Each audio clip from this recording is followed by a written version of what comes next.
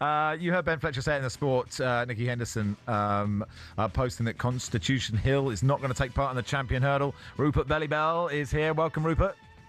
Good afternoon, Max. Good afternoon, Charlie. Hello, Rupert.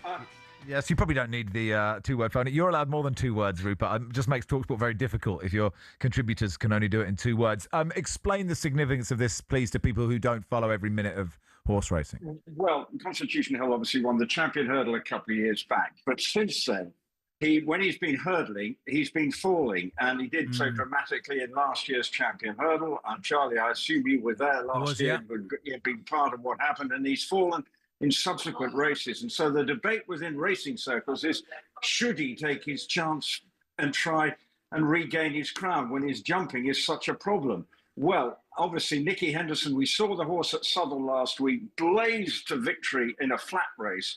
And I know Nicky Henderson and owner Michael Buckley have been sweating on the decision. I saw them yesterday, and he said it was going to be the hardest decision in his career. And he has won Champion Hurdles and big races over so many years. And eventually they've decided that it's too big a risk, because if something horrible goes wrong when he is failing to jump, then the sport, it would just be appalling.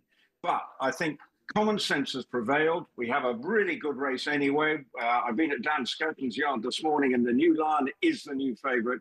I think we can now enjoy Constitution Hil on the flat, which could mean Royal Ascot could go to the Melbourne Cup.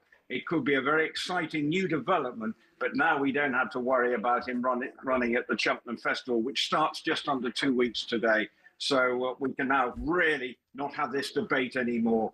And they've taken the decision, as I say, in the last half an hour to rule him out of the Champion Hurdle. I can ask what potentially might be a stupid question, Rupert, which is, can all horses do this, go from jumps to flat, or presumably not the other way around? Is one much easier than the other?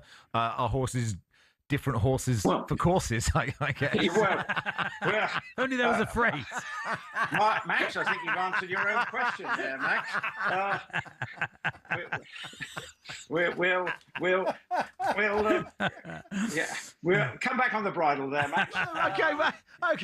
I rescue myself. This horse is going. Constitution Hil's going from the jumps to the flat. So why aren't all the other ones doing it? Constitution Hil is a pretty special horse, isn't it, Rupert? Yeah, and I think that's the point.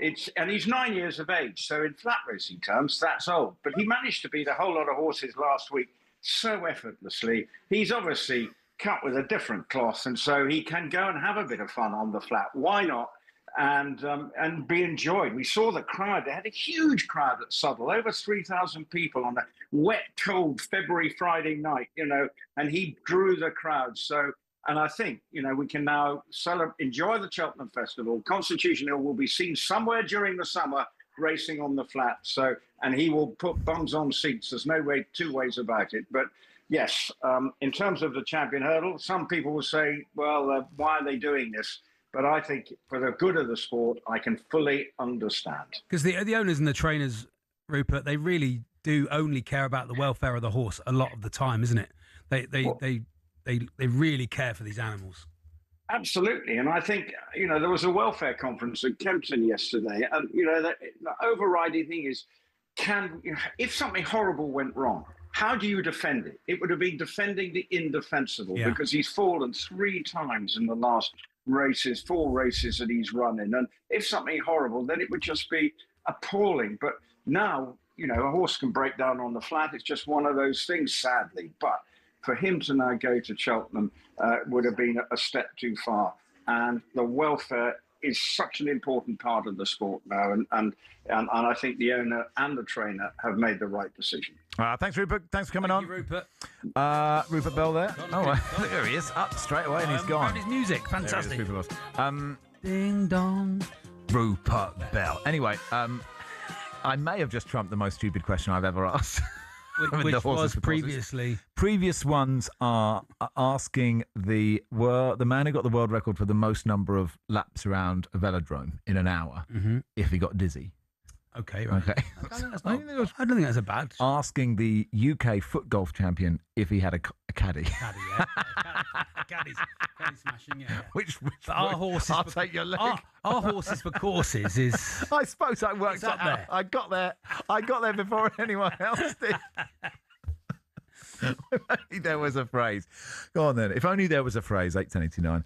Yeah, that's nice. We'll do that. If only there was a phrase for when you've done a stitch.